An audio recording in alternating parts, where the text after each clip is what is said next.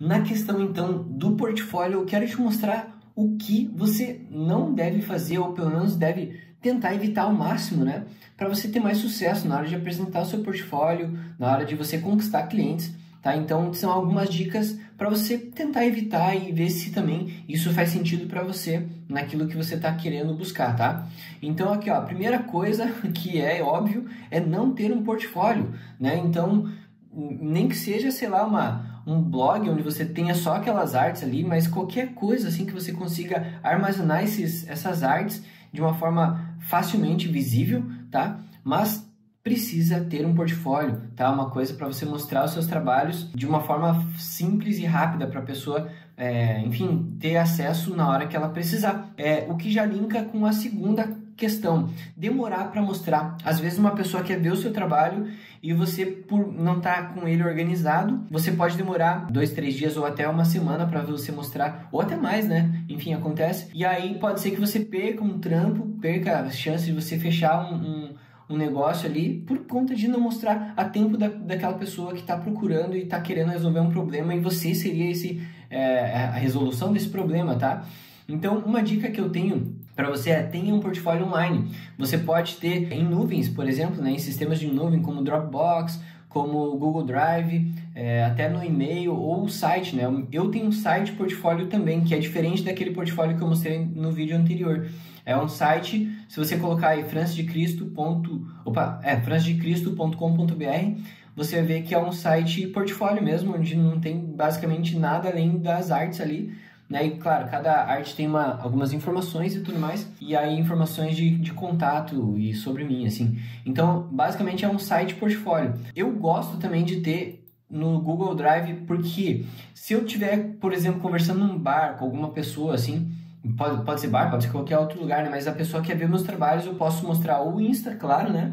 Que o Insta também eu trabalho de uma certa forma como portfólio, mas ali eu tenho criação de conteúdo, eu tenho outras coisas que eu coloco ali. Então, para ver estritamente o meu portfólio, eu tenho ele no Drive. Então, se eu subir aqui no Google Drive, ó, eu tenho aqui várias versões desse portfólio, vários currículos meus também, em inglês e em português, então tá tudo na mão, tá? Então, pelo Google Drive você consegue baixar na hora ou já me mandar o link para a pessoa. Então, facilita bastante nessa questão e torna essa comunicação mais imediata, porque às vezes é isso que vai fazer com que você feche negócio com aquela pessoa, tá? Outra coisa é ter um portfólio entupido, tá? Então, não adianta você colocar 50, 60 artes lá, porque a pessoa, a partir da 10ª arte, ela já conseguiu entender aonde que você vai chegar com as suas artes, o que você faz, tá? Então, tem até algumas pessoas de agências de publicidade, essas pessoas que já têm um pouco mais de familiaridade com a imagem e já sabem o que querem, o que estão procurando, eles veem 3 imagens, 4 imagens e já sabe se você é a pessoa para ele contratar ou não, tá? E claro, não adianta você também ter só 3 imagens lá, porque vai ficar com uma sensação de estar faltando algo. Então, eu aconselho que fique entre 10 e 20 imagens, né? Eu gosto até de colocar não só a arte como um todo, assim, mas algumas coisas que complementam aquela arte, como às vezes detalhes da obra. Então tem lá a caricatura de alguém e aí, tipo, embaixo tem os detalhes da boca, o detalhe do olho, alguns detalhes só para dar aquele brilho, aquela cereja do bolo, tá? Mas é legal pensar nisso, não entupir o seu portfólio, porque a pessoa não vai ficar mais de, sei lá, se a pessoa está procurando você para fechar um negócio, ela não vai ficar mais de 5, 10 minutos olhando o seu portfólio. Ela vai dar aquela olhada assim, se ela gostar muito, talvez ela pare um pouquinho em cada arte e fique analisando, tá? Mas não vai perder muito tempo olhando milhões de imagens, beleza? Outra coisa que é legal você tentar evitar é de não atualizar esse portfólio, né? Até eu dou uma dica aqui de pelo menos no dia 1 de cada mês, ou setar um dia assim por mês para você dar uma olhada para ver se você coloca algo novo lá ou não, né? Ou assim, se fica muito pesado, se você não se lembra de colocar a cada mês, pelo menos de tempos em tempos, assim, fez uma obra legal, assim, putz, gostei, essa caricatura tá acima da média, assim, então já corre lá para atualizar o teu portfólio. Isso é bem importante porque, como você está em constante aprimoramento, uma arte que você fez principalmente no começo de carreira, né? Uma arte que você faz hoje é muito facilmente ultrapassado, assim, de uma arte que você vai fazer daqui a um mês, tá? Então, é bem interessante que você fique atento a isso, principalmente nesse começo. Depois, essa curva de aprendizado, ela vai se deitando um pouco mais e as artes vão ficando mais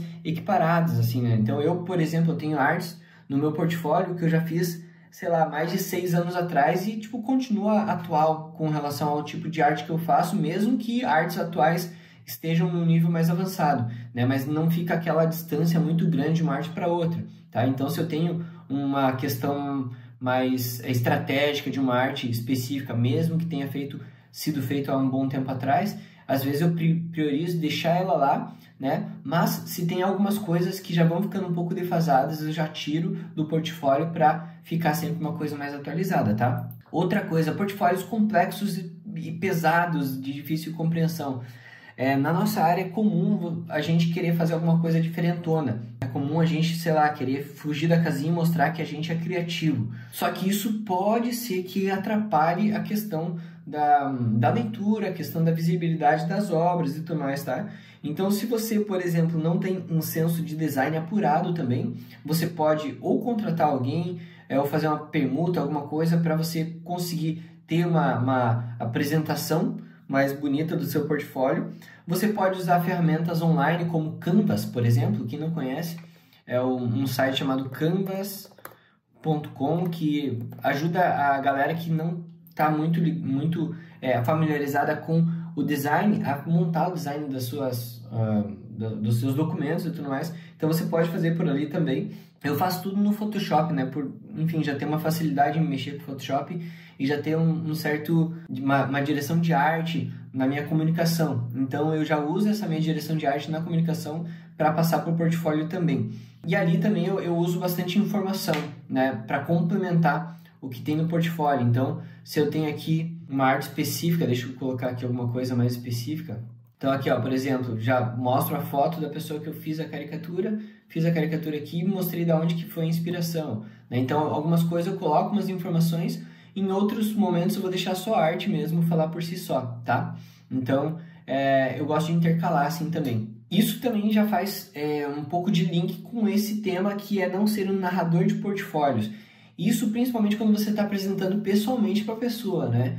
Então, se você já colocou alguns textos, algumas coisas para orientar, isso já é o suficiente. Às vezes as pessoas ficam tão querendo mostrar a origem de cada arte, o porquê que você fez cada detalhezinho da arte, que você acaba tirando a experiência da pessoa de assistir, de ver o seu portfólio, e você acaba distraindo ela. Então, tenta evitar de ficar falando de cada arte, assim, se você está pessoalmente com a pessoa. Apresenta o portfólio para ela, a pessoa provavelmente vai fazer algumas perguntas e você vai respondendo de acordo com essas perguntas. Mas contenha a sua empolgação de querer mostrar cada detalhezinho e falar sobre cada vírgula, cada traço que você colocou nas artes, beleza? Outra coisa também é não ser um robô. Isso no sentido de você ficar assim, martelando nas mesmas teclas, tanto na forma de você apresentar, quanto na forma de você falar sobre os seus projetos. Então, sei lá, imagine que você mostrou um projeto e falar, esse aqui eu fiz um esboço, depois eu passei a limpo, depois eu coloquei a cor e depois eu tratei a imagem. Nesse outro eu fiz o esboço, daí eu passei a limpo, daí eu fiz a cor, daí, sabe? Tipo, usa um pouco da sua humanidade mesmo para humanizar esse processo todo, né? Então, a pessoa provavelmente ela vai ficar com alguma dúvida com relação a alguma arte. Tenta não ficar tão engessado na hora de explicar, tenta entrar em aspectos também psicológicos do porquê que você colocou aquelas cores, do porquê que você deu tal sentido para aquela imagem. Então, mostrar esse lado teu criativo e não só o mecânico. E o maior erro na questão do portfólio é realmente a questão de desistir no primeiro não, né? Eu mostrei ali para vocês o portfólio que eu mandei para o estúdio Sérgio Pablo Animation. Também eu fiz o mesmo esquema aqui para um outro estúdio de animação que é o Ilion Animation, que também é da Espanha, né? Para os dois eu não obtive resposta, mas nem por isso que eu preciso parar, né? Então já mandei portfólios para Blue Sky, para Disney, para DreamWorks, para um monte desses estúdios e não necessariamente recebi alguma resposta deles, mas isso não significa que eu tenho que parar, né, de tentar, tenho que parar de tentar contato com essas pessoas ou reforçar o portfólio em algum outro momento se a minha intenção é de trabalhar com algumas dessas empresas. Atualmente eu não estou com essa pretensão, então eu realmente não estou divulgando para eles, mas teve um período onde eu estava divulgando bastante essa questão de tentar entrar num estúdio grande de animação, então estava realmente falando com vários estúdios ao mesmo tempo e pegando feedbacks dessa galera para melhorar o meu portfólio, melhorar a minha apresentação, tá? E essa questão de desistir no primeiro não, ele acontece muito frequentemente na nossa área, porque quando você recebe um não, referente a algum projeto, alguma coisa que você tenta participar, seja entrar para o estúdio, ou seja fechar algum cliente, esse não, você, como artista, muitas vezes vai relacionar com o seu próprio ego, né? De, eu não sou bom o suficiente, eu não sou um artista capaz, eu tô abaixo do nível, da média do pessoal, e acaba se deprimindo e não tentando de novo. Quando é muito pelo contrário, na verdade, é pegar esses nãos e ver o que você deve agir diferente, como que você deve se comunicar diferente para conseguir atuar para aquilo que você está querendo buscar, tá? Eu tenho vários exemplos na minha própria carreira de momentos em que eu, né, já tive vários nãos e um sim compensou todos esses nãos que eu recebi anteriormente. Então, realmente, faça o teu portfólio, atualize ele, não incha ele com um monte de artes, tá? Tenha especificidade, assim, putz, eu quero trabalhar só com caricatura, então faça o portfólio só para caricatura. Aqui eu mostrei alguns portfólios mais generalistas meus, mas também quando eu vou mostrar alguma coisa relacionada à caricatura, eu só mando as artes de caricatura para a pessoa. E não desista fácil, beleza? Seja persistente, porque não é sempre na primeira tentativa que a gente vai conseguir conquistar o cliente ou o empregador aí, beleza? Então agora a gente vai para o próximo vídeo.